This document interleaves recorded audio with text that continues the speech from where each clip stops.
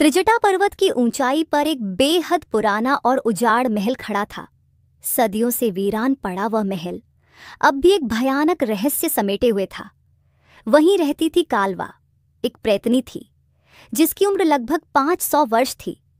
लेकिन देखने वाला कोई भी व्यक्ति दंग रह जाता, क्योंकि वह अब भी एकदम जवान और अत्यंत सुंदर दिखाई देती थी। उसके यौवन का रहस्य बहुत डरावना था। हर 10 दिनों में उसे किसी नवयुवक या नवयुवती का ताज़ा हृदय चाहिए होता था, क्योंकि वही उसका भोजन था और वही था उसकी सुंदरता का राज। यदि उसे समय पर दिल नहीं मिलता तो वह तेजी से बूढ़ी होने लगती। उसके काले बाल सफ़ेद हो जाते, आंखें भीतर को धंस जाती और उसका चेहरा स्याह, भयानक और भयावह हो उठता। इस भयंकर रूप से बचने के लिए वह हमेशा पहले ही किसी युवा की हत्या करके उसका हृदय खा जाती थी। कुछ समय से त्रिजटा पर्वत पर जब धीरे धीरे उसे शिकार मिलना बंद हो गया तो उसने एक नया ठिकाना तलाशना शुरू किया। ये तलाश उसे ले गई राजा कुशाग्र सेन के वैताल राज्य तक। वह राज्य उसके लिए जैसे किसी वरदान की तरह था। यहाँ उसे हर ओर नवयुवक और नवयुवतियां दिखाई देते थे, सुंदर, मासूम और हृदय से भरपूर। अपने भयानक रूप को छुपाने के लिए वह दिन में एक सुंदर युवती का रूप धारण करती और रात के अंधेरे में किसी पेड़ की ऊंची शाख पर वास करती और वहां से वह अपने अगले शिकार पर नजर रखती। जब उसका मन करता वह शिकार करती और बड़ी सरलता से किसी भी युवक या युवती को मारकर उनका हृदय निकाल लेती। दिन ब दिन उसका यौवन और भी निखरने लगा था। उसके चेहरे पर अब एक स्वाभाविक लावण्य था, अंगों में अद्भुत आकर्षण भरता जा रहा था। वैताल राज्य में अब वह पूर्णतः निश्चिंत थी। न कोई शक करता, न कोई विरोध करता और न ही अब उसे भूख से डर लगता। वह प्रसन्न थी, बहुत प्रसन्न, क्योंकि अब यह राज्य अब उसकी स्थायी शिकार भूमि बन चुका था। इधर वैताल के राजा कुशाग्र सेन बहुत चिंतित थे, क्योंकि उनके राज्य में आए दिन हो रही रहस्यमयी हत्याओं ने पूरे राजमहल को हिलाकर रख दिया था। गुप्तचर भेजे गए, सैनिकों ने जगह जगह निगरानी रखी, पर हत्यारे का कहीं कोई नामो निशान नहीं मिला। राजा ने यह गंभीर विषय अपने पिता महाराज प्रकाश सेन के समक्ष रखते हुए बोले, पिताश्री, राज्य में लगातार हत्याएं हो रही हैं और मेरे इतने प्रयासों के बावजूद हम हत्यारे तक नहीं पहुंच सके। मैं चिंतित हूं। महाराज प्रकाश सेन ने राजा की बात ध्यान से सुनी, फिर धीरे से बोले, पुत्र, यह अत्यधिक चिंता का विषय है। अब तक गुप्तचर और सेनापति उस हत्यारे तक नहीं पहुंच पाए हैं, तो इसका मतलब है कि हत्यारा कोई साधारण व्यक्ति नहीं है।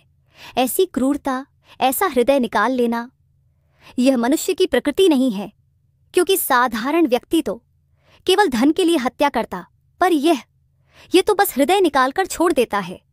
बेटा, मुझे संदेह है ये किसी भूत पिशाच का कार्य न हो। ऐसी क्रूरता केवल अमानवीय आत्माएं ही कर सकती हैं। राजा ने गहरी सांस ली और दृढ़ स्वर में कहा, पिताजी, मैंने निर्णय ले लिया है। आज रात्रि से ही मैं स्वयं उस हत्यारे को खोज निकालूंगा। आपसे बस आशीर्वाद चाहिए ताकि मैं अपने कर्तव्य में सफल हो सकूं।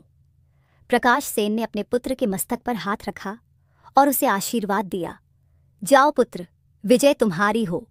राजा कुशाग्र सेन पिता के कक्ष से निकले और अपने कक्ष में लौटे, जहां उनकी पत्नी रानी पद्मिनी उनकी प्रतीक्षा कर रही थी।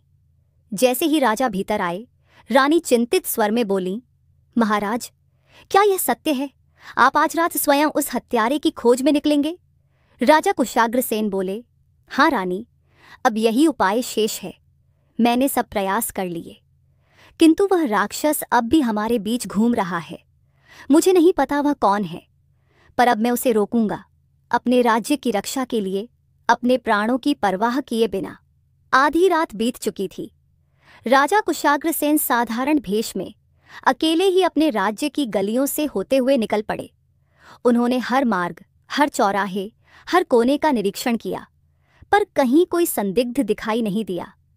जब नगर की सीमा समाप्त हो गई तो वे सीधे राज्य से लगे हुए उस घने वन की ओर बढ़ चले, जहां से कई बार मृत युवकों और युवतियों की लाशें मिली थीं। वन में प्रवेश करते ही उन्हें एक झरने के समीप एक शांत स्थान मिला। पूर्णिमा की रात थी। चंद्रमा की शीतल चांदनी धरती पर बिछी थी, जैसे स्वर्ग से कोई दुधिया चादर गिर पड़ी हो। राजा ने चारों ओर देखा, फिर कुछ सूखी लकड़ियां इकट्ठी की, 2 पत्थरों को रगड़कर एक छोटी सी आग जलाई और एक बड़े वृक्ष के नीचे बैठ गए। वहां बैठकर वे विश्राम तो कर रहे थे, पर सोए नहीं थे, बल्कि पूरी तरह सजग थे। अगर कोई आहट होती, कोई पत्ते खड़कते, तो वे तुरंत सचेत हो जाते। कुछ समय बीता, नींद ने उनकी पलकों पर दस्तक दी और धीरे धीरे वह निडर राजा भी निद्रालीन हो गया। रात्रि का तीसरा पहर बीत रहा था। उसी समय कालवा, जो कि आज रात्रि भी एक नवयुवक का हृदय खाकर उसी वृक्ष की ओर लौट रही थी जिस पर वह रात बिताया करती थी, लेकिन आज उस वृक्ष के नीचे कोई और था, एक तेजस्वी युवक जिसका मुखमंडल चांदनी और अग्नि की रोशनी में दमक रहा था। उसकी भुजाएं, उसकी मुखकांति, उसका तेज, सब कुछ देख कालवा स्तब्ध रह गई। वह वहीं रुक गई। उसे पहली ही दृष्टि में राजा कुशाग्रसेन से प्रेम हो गया। वह धीरे धीरे उनके पास आई और बगल में बैठकर उसे ऐसे निहारती रही। जो प्रेतनी हृदयों की भूखी थी, आज स्वयं अपने हृदय को हार चुकी थी। कुछ समय पश्चात वह चुपचाप वृक्ष पर उड़ गई और अपना रूप बदलकर एक मोरनी का रूप ले लिया। अब वह मोरनी बनकर राजा को ऊपर से अपलक देखती रही, पूरी रात बिना पलक झपकाए। अगली भोर जब सूरज की पहली किरण धरती पर पड़ी, राजा कुशाग्रसेन जाग गए। उन्होंने चारों ओर देखा, कुछ खोजने का प्रयास किया, पर उन्हें कोई संकेत नहीं मिला। वे सोचने लगे, मंत्री ने कहा था इन्हीं वनों में वो लाशें मिली थीं, तो हत्यारा भी यहीं कहीं होना चाहिए था। मन ही मन अपने माता पिता और रानी पद्मिनी की चिंता करते हुए राजा ने महल लौटने का निश्चय किया। और जब वे जाने लगे तो वृक्ष की शाखा पर बैठी मोरनी यानी कालवा बस उन्हें देखती रह गई। उसके मन में हल्की सी उदासी थी, पर उसने उन्हें रोका नहीं, क्योंकि वह जानती थी वह एक प्रेतनी है और राजा एक मनुष्य। अगर उसे यह सच्चाई मालूम हो गई तो वह उससे घृणा करेगा या शायद मारा जाएगा। इसी भय से वह चुप रही और धीरे धीरे फिर से उस वृक्ष पर विश्राम करने लगी। राजा कुशाग्रसेन को कक्ष में सकुशल प्रवेश करता देख रानी पद्मिनी ने मुस्कुराकर उनका स्वागत किया। रानी अपनी चिंता व्यक्त करते हुए बोली, महाराज, मुझे चिंता हो रही थी। राजा कुशाग्रसेन बोले, चिंता करने की आवश्यकता नहीं रानी, परंतु अभी भी वह हत्यारा हमारे बीच कहीं छुपा बैठा है और मैं उसे जल्द पकड़ना चाहता हूँ। वह बात अभी समाप्त भी नहीं हुई थी कि कक्ष के द्वार पर एक सैनिक हाँफता हुआ आया और बोला, महाराज की जय हो। सेनापति सोमेश राज दरबार में आपकी प्रतीक्षा कर रहे हैं। वे एक गंभीर सूचना लेकर लौटे हैं। कल रात्रि राजमहल की वाटिका के सरोवर के पास एक युवती की लाश मिली है, जिसका हृदय गायब है। राजा का चेहरा कठोर हो गया। उन्होंने तुरंत कहा, तुम चलो, मैं अभी आता हूं। वे तेजी से कक्ष से बाहर निकले और दरबार की ओर बढ़े। दरबार में प्रवेश करते ही सेनापति सोमेश ने उन्हें प्रणाम किया और बोले, महाराज, आज फिर एक हत्या हुई है। इस शव का भी हृदय गायब है। राजा गंभीर स्वर में बोले, तो हत्यारा कल रात्रि महल के समीप था और मैं उसे वन में खोज रहा था।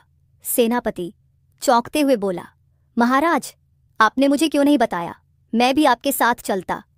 राजा गंभीरता से बोले, उस समय अधिक सोचने का अवसर नहीं था। मैं वहां साधारण भेष में गया था। यदि आपको साथ ले जाता तो महल की रक्षा कौन करता? पर अब हमें लगता है कि हमें उसे वन में नहीं, अपने ही राज्य में खोजना चाहिए। इसके पश्चात दोनों के बीच योजनाएं बनी, चौकसी बढ़ाने की, भेष बदलकर निगरानी रखने की। रात्रि होते ही दोनों ने अपना भेष बदला, एक सामान्य रक्षक जैसा, और महल की सुरक्षा में लग गए। आधी रात भी बीत गई, परंतु न कोई हलचल हुई, न कोई परछाई दिखी। जब चारों ओर सूर्य की लालिमा क्षितिज पर फैलने लगी तो राजा थके स्वर में बोले, सेनापति, अब हमें लौट चलना चाहिए। शायद राजमहल पहुंचने पर कोई सूचना मिले। उन्होंने राजमहल लौटने पर देखा कि आज राज्य में किसी हत्या की खबर नहीं आई थी। यह असामान्यता राजा को और अधिक विचलित कर गई। राजा मन में सोचने लगे, क्या हत्यारे को हमारी योजना का आभास हो गया था? क्या वह इतना चतुर है कि उसने आज जानबूझकर कुछ नहीं किया।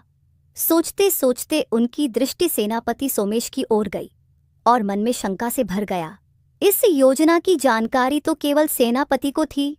क्या सेनापति कहीं वही तो किसी भूत प्रेत का साथी तो नहीं? इस संशय के बीच उन्होंने तुरंत निर्णय लिया और सेनापति सोमेश के पीछे गुप्तचर लगाने का। और इन्हीं विचारों के भंवर में डूबते उतरते राजा को नींद ने अपनी आगोश में ले लिया। अगली सुबह राजा कुशाग्रसेन ने गुप्तचरों को आदेश दिया कि वे सेनापति सोमेश की हर गतिविधि पर नजर रखें और उसकी रिपोर्ट जल्द से जल्द उन्हें पहुंचाएं। 5 दिन बीतने के बाद गुप्तचरों ने जो जानकारी दी उससे राजा का संदेह दूर हो गया। सेनापति सोमेश की गतिविधियां पूरी तरह से साफ सुथरी थीं और उनमें हत्या के किसी भी प्रकार का कोई संबंध नहीं था।